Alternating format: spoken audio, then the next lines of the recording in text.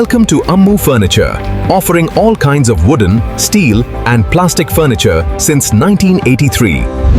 போயிருக்கிறது. அப்புறம் நிறைய அடிமட்டத்தில் உள்ள பொறுப்பாளர்கள் போயிருக்கிறார்கள். ஆனால் அவர்கள் அவர்களை ஒரு மூளை செலவை செய்து, அதாவது பாரத பிரதமர் நரேந்திர மோடியுடைய ஆசையோடு தான் நாங்கள் ஆரம்பிக்கிறோம் என்றும், அதே நேரத்தில் இது ஒரு இயக்கம் என்று சொல்லியிருக்கிறார்கள். நான் பத்திரிகையில் ஊடகங்கள் வாயிலாக நான் தெரிவித்துக் கொள்வது, பாரத பிரதமர் நரேந்திர மோடியுடைய ஆசையோ, எங்களுடைய உள்துறை அமைச்சர் அமித்ஷா அவருடைய ஆசையோ, தேசிய தலைவருடைய ஆசையோ, யாருடைய ஆசையும் எந்த இயக்கத்திற்கும் கிடையாது. பாரதிய ஜனதா கட்சி தேசம், இந்த நாடு என்கின்ற சித்தாந்தத்தின் அடிப்படையில் தான் இன்றைக்கு இயங்கி கொண்டிருக்கிறது. பாரதிய ஜனதா கட்சியை பொறுத்த மட்டிலும் எனக்கு முன்னாலே மூத்த தலைவர்கள், முதலமைச்சராக இருந்தவர்கள் கல்யாண சிங் அவர்கள், உமா பாரதி அவர்கள், ஜார்க்கண்ட் மாநிலத்தினுடைய மராட்டா பாண்டியா அவர்கள், இன்னும் நிறைய பேர்கள் இந்த இயக்கத்திலிருந்து வெளியே போய் திரும்பி இந்த இயக்கத்திற்கு வந்ததாகத்தான் வரலாறு இருக்கிறதே தவிர, இந்த இயக்கத்திலிருந்து போய் யாரும் செயல்பட்டு அவர்கள் இருந்ததாக எங்களுக்கு இதுவரையிலும் தெரியாது. பாரதிய ஜனதா கட்சியுடைய தொண்டர்களுக்கு எனது அன்பான வேண்டுகோள், யாரும் எதையும் நம்பி நீங்கள் போக வேண்டிய அவசியம் இல்லை. யாருடைய ஆசீர்வாதமும் நிச்சயமாக எந்த இயக்கத்திற்கும் கிடையாது. இயக்கத்தில் இருப்பவர்கள் இது பாரதிய ஜனதா கட்சியுடைய தொண்டர்களாக நிச்சயமாக இருக்க முடியாது. பாரதிய ஜனதா கட்சியில் உள்ள இருப்பவர்கள் மட்டுமே இங்கு இருக்க முடியும். வேறு எந்த ஜாதி அமைப்புகளிலோ வேறு எந்த அமைப்புகளிலோ இருக்க முடியாது. ஆகவே யாரும் இதை நம்பி போக வேண்டாம் என்று நான் அன்போடு கேட்டுக்கொள்கிறேன்.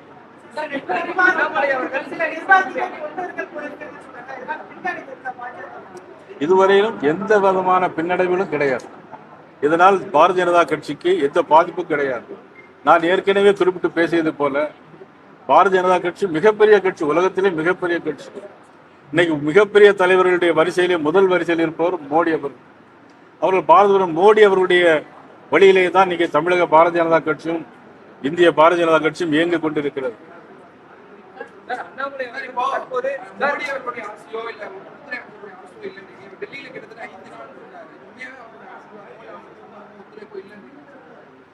இல்ல நீங்க சிக்னேச்சர் லெட்டர் கொடுத்த பிறகு எப்படி ஆட்சி இருக்க முடியும்? ஒரு கட்சியில இருந்து கொண்டு ராஜினாமா கடிதம் கொடுத்து விட்டு பிறகு அவர்கள் போன பிறகு ஆசீர்வாதம் எப்படி இருக்க முடியும்?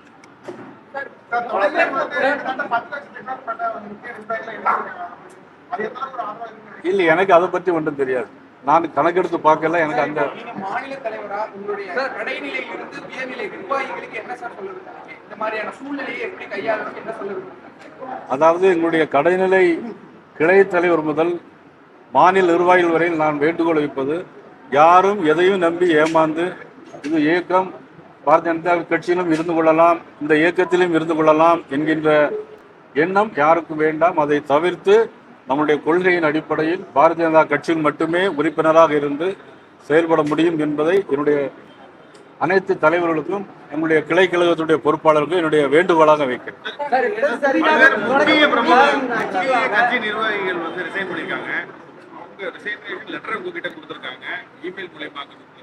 அதாவது அவங்க மீது நடவடிக்கை எடுக்கப்படுமா? இல்ல அவங்க இந்த மூவ்மெண்ட்ல போய் ஜாயின் பண்ணாங்க, அண்ணாமலை ஆரம்பிச்சிருக்க போய் ஜாயின் பண்ணாங்கன்னா அவங்க மீது நடவடிக்கை?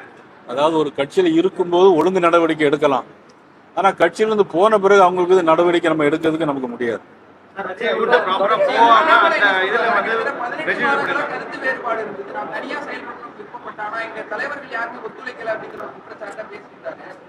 அதை பத்தி எப்படி பாக்குறான்னா,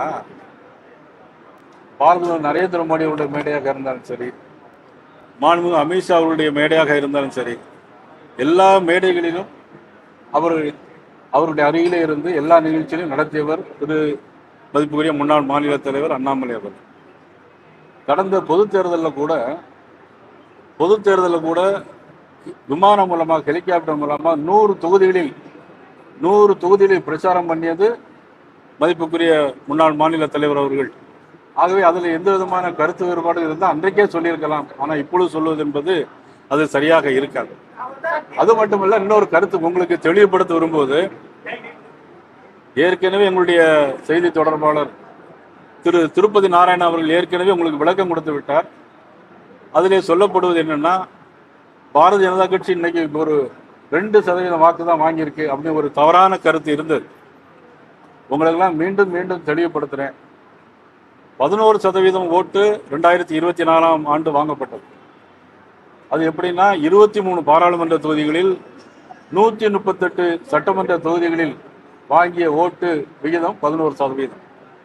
ஆனால் இன்றைக்கு வெறும் 27 இடத்தில் நின்றுதான் இன்றைக்கு சராசரி 53,000 வாக்குகளும் 22% வருகிறது. இன்றைக்கு அது கணக்கு பார்த்தால் 22% வருகிறது.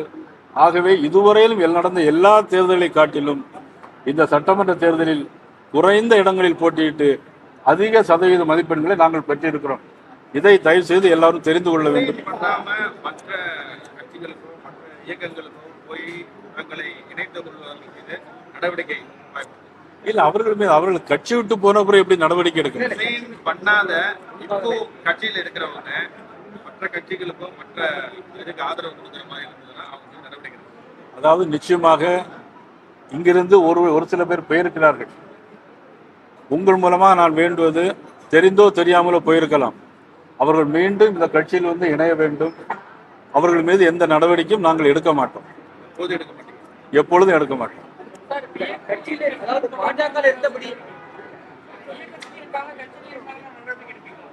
கட்சியில் மட்டும்தான் இருக்க முடியும். இன்னும் கூட பாஜக இருக்கக்கூடிய நபர்கள் அண்ணாமலையுடைய புதிதாக இருக்கக்கூடிய கட்சியினர்கள் இணைவதற்கு அதிகப்படியான வாய்ப்பு சொல்லப்படுது. உங்களுடைய கருத்து? நான் சொல்ல ஏதோ தவறான வழிகாட்டின் படி யாரும் போக வேண்டாம். போனவர்கள் வர விருப்பமில்லை என்று சொன்னால் ஒரு இடத்தில் மட்டும்தான் உறுதியாக கட்சியில் மட்டும்தான் இருக்க முடியும், இயக்கத்தில் இருக்க முடியும்.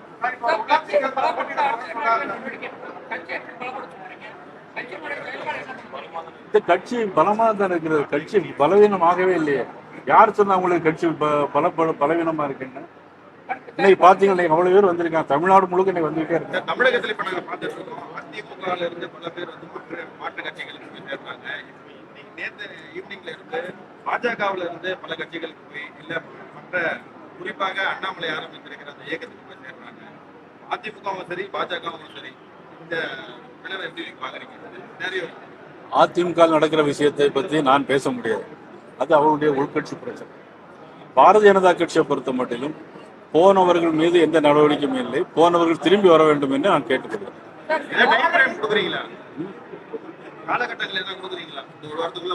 இல்ல இல்ல, எப்பொழுதும் வரலாம். ஏன்னா வந்து தெரியாம தான் போயிருக்காங்க நிறைய பேர். நான் தமிழ்ல தான் பேசினேன் உங்கள்கிட்ட. அதாவது பாரதிய ஜனதா கட்சியில் மட்டும்தான் இருக்க முடியும், இங்கேயும் செயல்படலாம் அங்கேயும் செயல்படக்கூடாது என்பதற்காக தான் இந்த பிரஸ் மீட்டை உங்களை கூப்பிட்டு உங்களுக்கு முதல்ல நான் சொல்லியிருக்கேன். அதாவது திருப்பி வரும்போது அவங்க மீது நடவடிக்கை எடுக்க வேண்டாம். கட்சி விட்டு விலகி போனவர் மீது எப்படி நடவடிக்கை எடுக்கும்?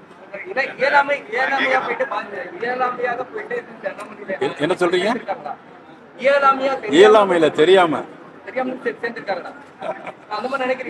எது தெரியாம நிறைய பேர் போகலாம்ல. ஏதோ இங்கேயும் இருக்கு, தம்பி சொன்ன மாதிரி இங்கேயும் இருக்கலாம் அங்கேயும் இருக்கலாம் சொல்லி போன மாதிரி தெரியாம போகலாம்.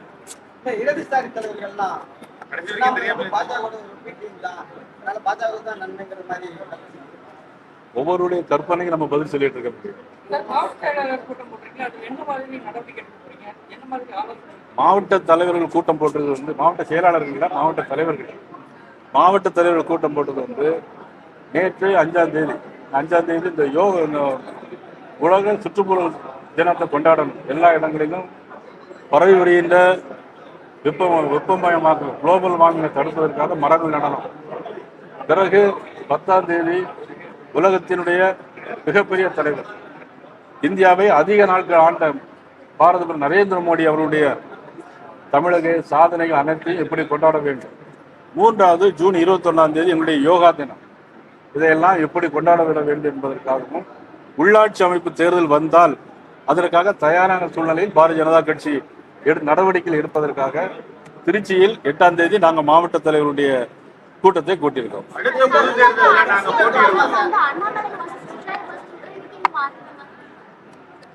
அதாவது நீங்க இப்ப என்ன வேணாலும் சொல்லலாம், ஆனால் வந்து உலகத்திலே மிகப்பெரிய கட்சின்னு நான் சொன்னேன். இந்தியாவில் இன்னைக்கு 1700 எம்எல்ஏக்கள் மேல இருக்கிறாங்க. 270 பாராளுமன்ற உறுப்பினர்கள் வச்சிருக்கிறோம். ஆக தமிழகத்தில் வருங்காலத்தில் பாரதிய ஜனதா கட்சிக்கும் ஆக ஆளுங்கட்சிக்கும் தான் எங்களுக்கு போட்டி நிச்சயமாக இருக்கும். அப்ப தேசிய கட்சிகளுக்கு வந்து தமிழ்நாட்டு மக்களுடைய அவங்களுக்கு புரிஞ்சுக்கிற மாதிரி அவங்களால பேச முடியல. அவங்களோட லாங்குவேஜ் புரியல. யார் சொல்லியிருக்காங்க? தேசிய கட்சிகளுக்கு தமிழ்நாட்டு மக்களுடைய மனநிலை வந்து புரியலன்னு சொல்றாங்க. வணக்கம் தமிழகம், பிரதமர் மோடி படம்.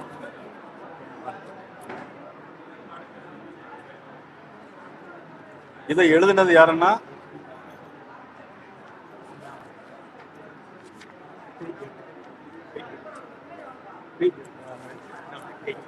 திரு அண்ணாமலை அவர்கள். நமது பாரத பிரதமரை பற்றிய புக்கு இது. அதில் எழுதியிருக்கிறவங்க, அதில் ஒரு எழுத்து எழுதியிருக்காங்க. நான் இப்போ உங்களுக்கு படிச்சு காட்டுறேன்.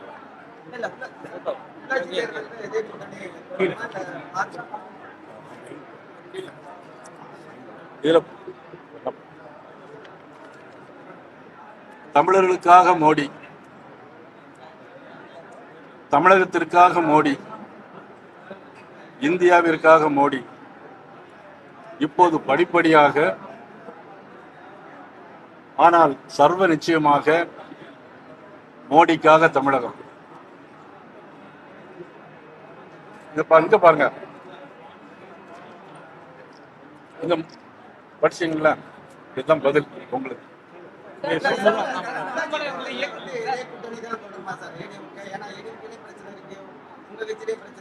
எங்க கட்சியில பிரச்சனை கிடையாது.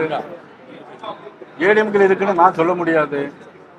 எங்க கட்சி என்னைக்குமே ஸ்ட்ராங்கா இருக்கு. உள்ளாட்சி தேர்தலுக்கு பாரதிய ஜனதா கட்சி இதே கூட்டணியோடு சேர்ந்து போட்டியிடும். திருப்பதி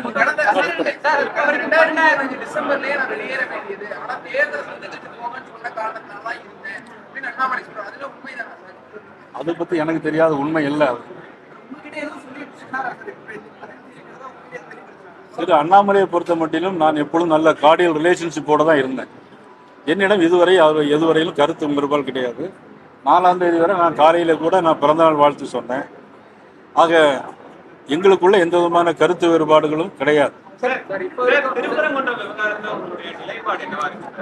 அமைச்சர் சிடிஆர் நிர்மல்குமார் மக்கள் அமைதியை தான் எதிர்பார்க்கறாங்க. 2 வருடத்திற்கு முன் எப்படி இருந்ததோ அதே தான் எதிர்பார்க்கறாங்க. மதவாத சக்திகளுக்கு இடம் இல்லை அப்படின்ற மாதிரி பேசுறாங்க.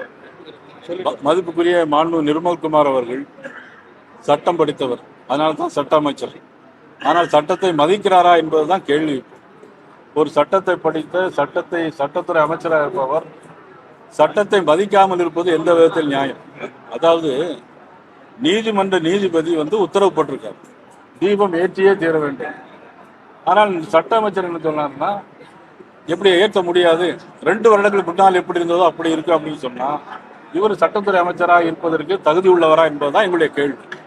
இதுவரை 12 லட்சம் பேர் வந்து காங்கிரஸ் கட்சியோட டவுன்ஃபாலுக்கு வந்து ராகுல் காந்தி அவர்கள் தான் காரணம். ஒரு மாநிலம் தவிர்த்து ஒரு மாநிலத்திலுமே வந்து காங்கிரஸ் கட்சி குழி தோண்டி புதைச்சிட்டு இருக்காரு ராகுல் காந்தி. திமுக விமர்சிச்சிருக்காங்க. திமுகவும் காங்கிரஸும் பிரிக்க முடியாத, பெவிக்கால் போட்டு ஒட்டின மாதிரி பிரிக்க முடியாத கூட்டணியா இருந்தாங்க. ஆனா இப்பொழுது அவங்கள விட்டு அவங்க போயிட்டாங்க. இதுதான் காங்கிரஸ் கட்சி. காங்கிரஸ் கட்சி என்னைக்குமே தோழமை கட்சிகளை தோளுக்கு மேலே ஏறி இருந்து செவிய கடிக்கக்கூடிய கட்சி காங்கிரஸ் கட்சி. ஆக காங்கிரஸ் கட்சி நம்பி போனால் இதுதான் கெதியாக.